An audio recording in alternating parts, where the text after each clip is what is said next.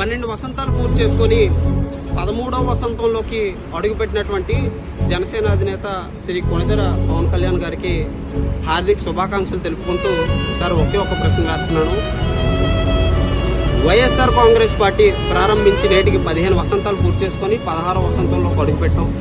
మా నాయకుడు శ్రీ వైఎస్ జగన్మోహన్ రెడ్డి గారు పార్టీ ప్రారంభించినప్పటి నుంచి కూడా ఇప్పటి వరకు ఒకే స్టాండ్ తీసుకొని అజెండాలో కానీ ప్రతి విషయంలో కానీ ఏది చెప్పినా సరే మేము కులం చూడడం, మతం చూడడం, పార్టీ చూడడం, ప్రాంతం చూడడం, రాజకీయాలు చూడడం అని ఒకే ఒక నినాదంతో ఈ రోజు వరకు కూడా ఈ 16 సంవత్సరాలు కూడా ముందుకెళ్ళిన వైనం మేము చూస్తున్నాం. అలాగే ఇది పేదల ప్రభుత్వం, పేదల పక్షపాతి ప్రభుత్వం అని చెప్పి ముందుకెళ్ళాం ఇన్ని సంవత్సరాలు కూడా. అలాగే మీ పార్టీని మేము చూసుకున్నట్టయితే జనసేన ప్రశ్నించడానికే పుట్టిందని మీరు జనసేన పార్టీ పెట్టగానే మీరు ఆవిర్భావం రోజు మీరు చెప్పారు. మీరు అక్కడి నుంచి కూడా ప్రశ్నించడం అన్ని పోయి చెగువేరాని ఆదర్శంగా తీసుకుంటాం, చెగువేరా మా గురువు అని చెప్పి మీరంటే మీ జన సైనికులందరూ కూడా పాపం వాళ్ళ బండ్ల నుంచి కార్ల వరకు వాళ్ళ ప్రతి దాని మీద చాలా మంది వాళ్ళ ఒంటి మీద కూడా చెగువేరా గారి టాటూ కూడా వేసుకున్న వైనం మేము అందరం చూస్తున్నాం సార్. పాపం వాళ్ళ టాటూ కూడా ఈ రోజు చెరుపుకునే పరిస్థితికి మీరు తీసుకొచ్చారు సార్. ఎందుకంటే ఏదైతే 13 ఏళ్ల క్రితం మీరు చెగువేరాని ఆదర్శంగా తీసుకున్నారో ఈ రోజు చూసుకుంటే సనాతన ధర్మం అంటున్నారు. ముందు ఏం చెప్పారు? కుల ప్రస్తావన లేని రాజకీయం చేస్తాం, మత ప్రస్తావన లేని రాజకీయం చేస్తాం, ప్రశ్నించడానికి మా పార్టీ పుట్టిందని మీరు ఈరోజు సనాతన ధర్మం అని చెప్పి మత విద్వేషాలు రసగొట్టారు సార్. అంటే ఎక్కడి నుంచి ఎటు దారి చేస్తుందో మీరు ఒక్కసారి ఆలోచించాలి.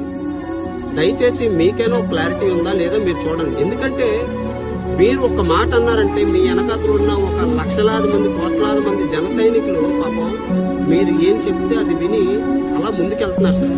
అలా ప్రశ్నించడానికి పుట్టిన పార్టీ అన్న మీరు ఈరోజు సనాతన ధర్మం వరకు తీసుకొచ్చి ఈరోజు 15 ఏళ్ల వరకు కూడా చంద్రబాబు నాయుడు గారు టీడీపీ జెండా మోయడానికి మీరు రెడీ అయ్యారంటే సార్, అంటే మీరు సీఎం అవ్వాలనుకుంటున్నారా లేదంటే చంద్రబాబు నాయుడు గారిని సీఎం చేద్దాం అనుకుంటున్నారా? అంటే ఇప్పుడు మీరు ప్రజాస్వామ్యబద్ధంగా ప్రజాస్వామ్యంలో అందరినీ కూడా న్యాయంగా ముందుకు తీసుకెళ్దాం అనుకుంటే ఇవన్నీ మీరు చెయ్యరు సార్.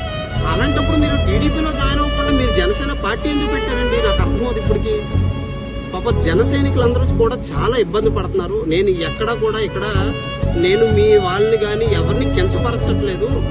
మీరు చెప్పిన దానికి నేను దానికి ప్రశ్న వేస్తున్నాను. దయచేసి మీరు దానికి సమాధానం చెప్పండి తప్పించి దీన్ని మీరు తప్పుగా తీసుకొని లేదంటే కేసులు పెట్టి లేదంటే రకరకాలుగా విద్వేషాలు రెచ్చగొట్టి లేదంటే వీడిది పార్టీల పరంగా మత రాజకీయాలు కానీ కుల రాజకీయాలు కానీ మాత్రం దయచేసి చేయొద్దు సార్. ఎందుకంటే మీ అభిమానులందరూ కూడా గుడ్డిగా పాపం నిజంగా గుడ్డిగా మీరు ఏం చెప్తే అది నమ్మి ముందుకొచ్చి